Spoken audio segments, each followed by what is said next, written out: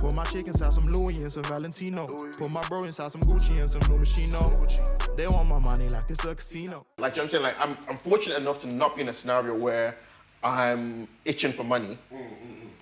But, yo, that money could have made me more money. But as you live and you learn. So you do, like I said, it's like, I know you're like me as well. We teach people to be financially savvy, to kind of, to experience life, to do everything they need to do. But we also tell them to enjoy life. You know what I'm saying? Like, there's some, I used to watch a guy called Graham Stephan. Yeah, he's really tight. Well, I can't be like that. I can't be like that. For me, it's like, it's more like, I need to enjoy. Like, you know what I'm saying? It's like, Drake said, fuck making it when I'm 40, I'm trying to make it right now. You know what I'm saying? So I live by, but then I'm also like, there's some situation I'm really cheap. I'm cheap. You're cheap. Yeah, What situations would you say you're cheap? Obviously, memories and experiences, you okay, cool, that's what you love. But where would you say? I don't spend money on designer clothes. I try to limit that as much as possible. Like, I'm trying to, it's kind of catching on me now, but I try to tell people as well, I don't really like this. I like jewelry, but different to jewelry is you can always resell them.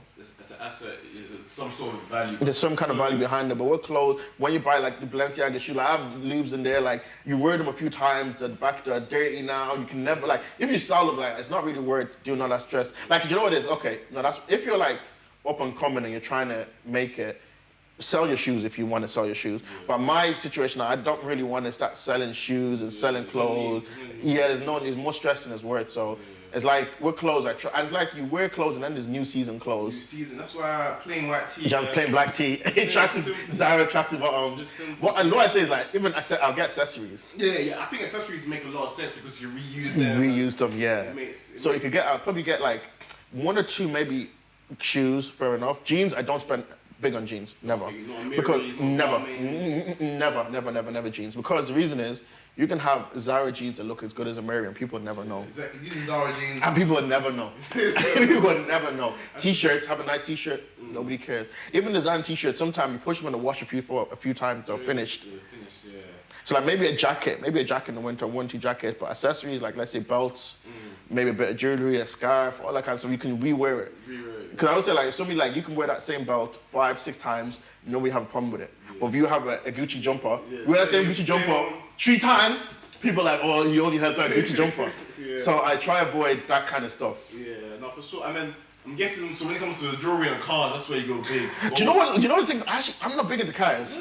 No, I'm not, like, I was the last one of my friends to actually start driving. Yeah, I was making decent money and all my friends were driving, but I was just like, I don't really care. It was only to like I got older, I figured I need a car to kind of get from A to B because then it was a convenience. And then the secret was, I really like, my first car, like I said, was a C-Class. I wanted to get a Range Rover Volk. Yeah, but my boy was telling me, if you get a Range Rover, it's like a girl's car. Yeah. So he was like, oh, you can't get that. So I got a little coupe and then it was good. So, but cars, I'm not big into cars that much. Would you say the money, obviously it's definitely changed people's perceptions on you, but was there any one defining moment that made you think, wow, like, this is nice? This is nice. Any specific, was it before the car, was it when you got the car? Do you know what it was? It was like, it was on Snap, like, how was it? Do you know, it comes slowly. So for me, it's like, I didn't just make money overnight. I kind of built it slowly. And like, I was kind of like, there's times, like I said, there's times when I'm stupid with money, but it's like 99 or 90% of the days, I live well below my means. So there wasn't a time where I thought, yo, like, this is nice. But it kind of came slowly. Like, it's kind of, even now, like, I don't think I'm anywhere near anything because I see millionaires, I see billionaires, I see all that kind of stuff, and I see like they're living the life. Like they don't need to open up a chart in the morning. They just open up their account in the morning and maybe investments might come in or whatever might come in. So it's like we're not at the level where we should be complacent.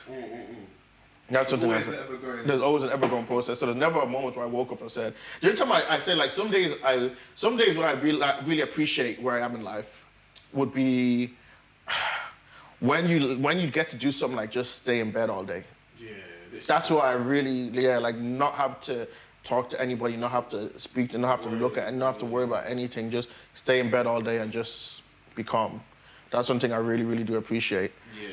How would you say, especially with friends as well, would you say you've had to get a tighter circle as you go along in life, or? Do you know what it is? With friends, I keep my circle tight, but you still don't know everybody's intentions.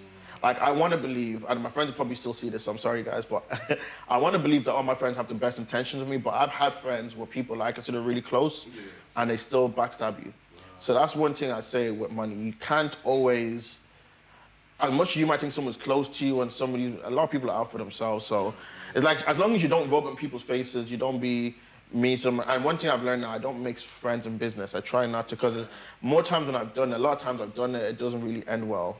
Even stuff like loaning friends money, like there's a lot of times I've loaned people money and it just, like, and the worst thing, people are like, oh, well, you have the money.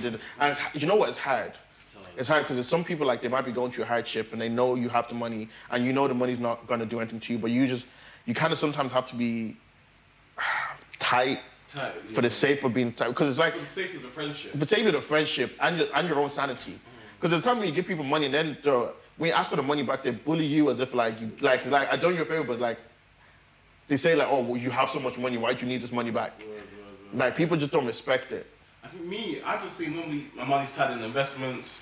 I use that excuse to not be able But even if it's something like £100, how can you gonna say something? like if somebody actually like, oh, Poku, I need £100, what are you gonna say?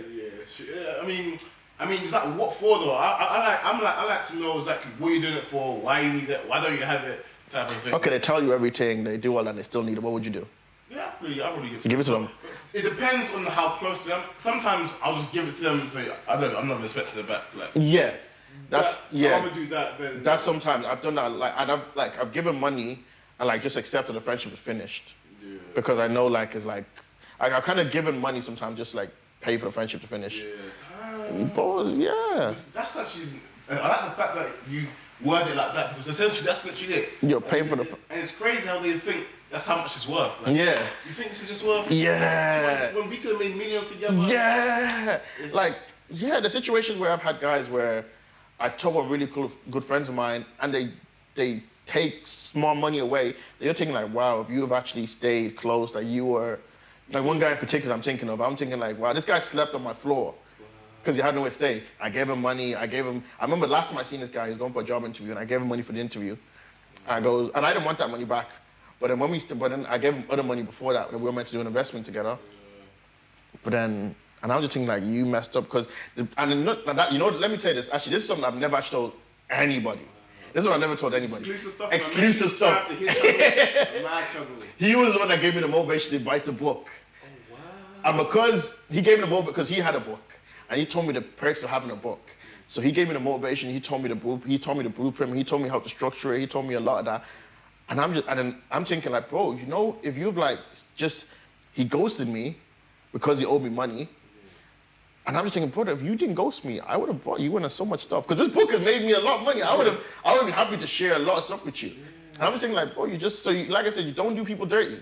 For sure. You understand? Has anybody ever done anything like that to you or anything? Not to, I've given people money for investments and they haven't gone right and then they've kind of run off, but it's life. It's life. It happens. You just live and you learn, so. Yeah.